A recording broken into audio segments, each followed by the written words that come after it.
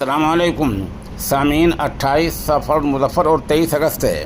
خبر کا عنوان ہے کشمیر کے مشہور عالم دین کا انتقال، انا للہ و انا الیہ راجعون۔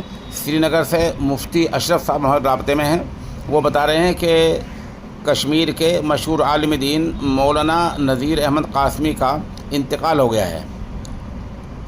مولانا مرحوم وہاں دارالعلوم رحمانیہ کیلکر شوپیان کے ذمہ دار تھے، اور آپ ماشاء اللہ ام المدارس دارالعلوم دیوبند کے قدیم فضلاء میں سے ہیں۔ انہوں نے بہت سارے ادارے قائم کیے ہیں، اور خاص طور پر دارالعلوم رحمانیہ کیلر شوپیان میں انہوں نے بڑی محنت کی ہے۔ وہ سرکاری ٹیچر تھے، بعد ازاں ریٹائر ہو گئے تھے۔ ان کی عمر تقریباً 70 سال تھی۔ مفتی اشرف صاحب نے سبھی سامعین اور ناظرین سے مرحوم کی مغفرت، درجات کی بلندی اور پسماندگان کے لیے صبر جمیل کی دعا کی درخواست کی ہے۔